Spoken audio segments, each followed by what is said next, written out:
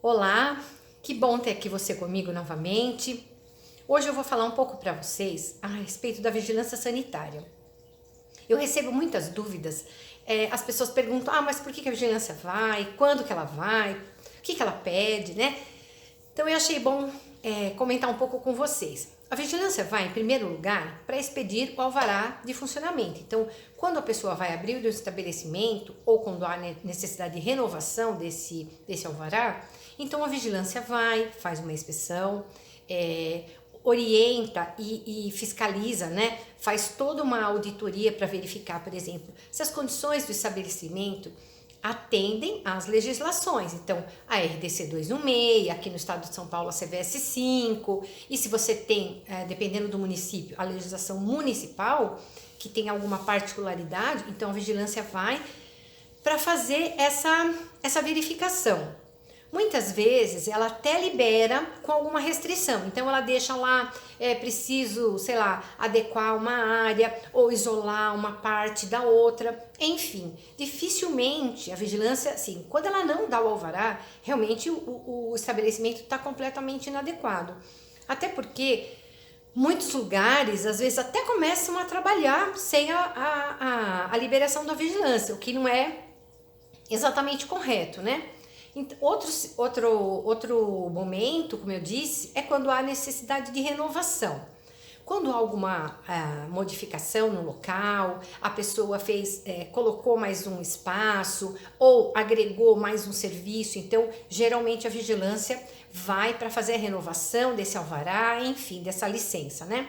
E muitas vezes também, o que pode ocasionar a visita da vigilância sanitária é alguma denúncia. Então, algum cliente que ficou insatisfeito, que não se sentiu confortável, ou que detectou alguma irregularidade, algum procedimento inadequado, ou pior ainda, né? Se a pessoa, por exemplo, passou mal, foi ao hospital, relatou onde comeu, então a vigilância provavelmente vai fazer uma inspeção aí um pouco mais rigorosa, né? Talvez, enfim. E o que a vigilância vai pedir, gente? O básico, né? O básico bem feito, que é o quê? O manual de boas práticas sendo aplicado. Não adianta aquele manual de boas práticas que está guardado numa gaveta. Os POPs sendo preenchidos, sendo utilizados. Então, acho que um dos primeiros POPs que a vigilância vai pedir é o quê? Controle de temperatura, para verificar se os equipamentos estão funcionando adequadamente. Então, se geladeira, freezer estão trabalhando na temperatura que a legislação preconiza e que é necessário para manter o alimento corretamente, né, armazenado, que não cause nenhum dano à saúde. Então, se você tem um buffet, um self-service, então além do POP, né, de temperatura dos equipamentos, de toda os alimentos, então os alimentos que estão na área de distribuição, né? E é importante a gente, eu sempre gosto de comentar, isso tá nos outros vídeos também, gente, POP é um documento que precisa ficar guardado e que precisa, o colaborador que vai fazer, que vai preencher esse POP, seja qual for, ele precisa ser orientado, capacitado.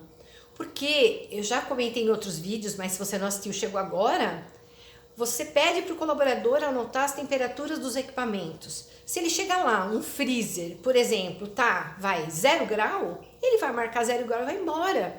Ele precisa ser orientado e que haja essa faixa de temperatura, que ele saiba o que fazer. Então, se não estiver trabalhando de menos 18 a menos 21 ou mais frio, né?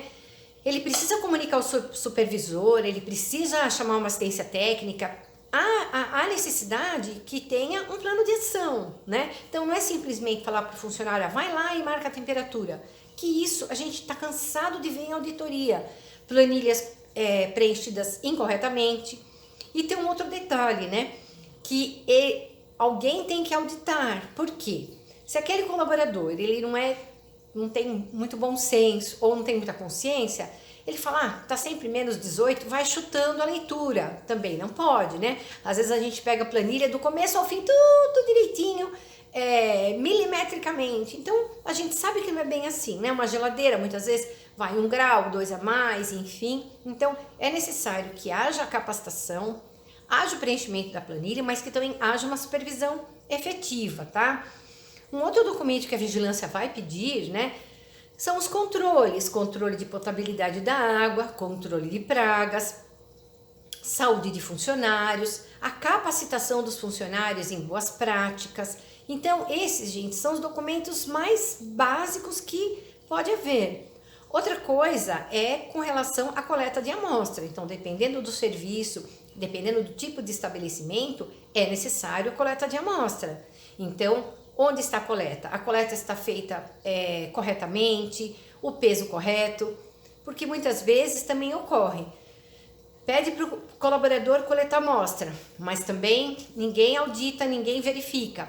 Então, pega lá ou 300 gramas de um alimento e pega 50 do outro. E a gente sabe que a legislação, ela preconiza 100 gramas, que é o peso, a quantidade correta que propicia o laboratório fazer, né, as análises, as provas, enfim, que sejam necessárias, tá certo?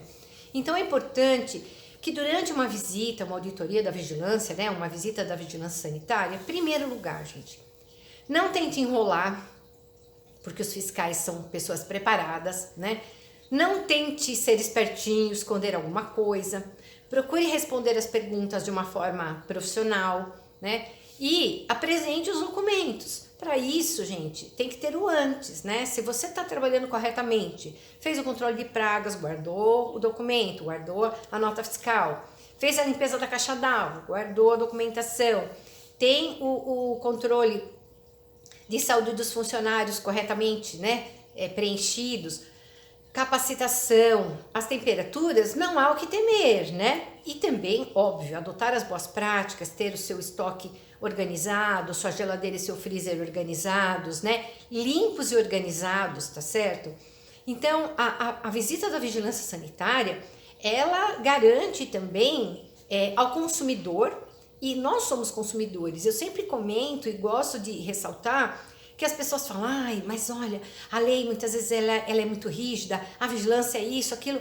Só que quando a gente vai comprar alguma coisa no supermercado, quando você vai a um restaurante, uma lanchonete, você quer que aquele lugar esteja trabalhando com higiene, né, de forma correta. Você não quer que a sua família, né, pegue uma intoxicação ou fique doente. Então, a gente tem que se colocar do lado de lá e do lado de cá, né? Então, o papel da vigilância sanitária realmente é garantir que o estabelecimento trabalhe de uma forma correta, que não propicie contaminação, enfim, tá certo? Quando há uma intoxicação alimentar, né, é necessário que a vigilância seja avisada às autoridades sanitárias, porque há uma estatística, né? Então, e por que isso, gente? Para a gente poder cada vez mais impedir que isso aconteça. Então, em que condição isso aconteceu? Foi uma falha humana? Foi uma falha de equipamento? Então, é necessário que quando há uma ocorrência de intoxicação ou qualquer tipo de doença transmitida por alimento, que a gente chama de DTAs, né?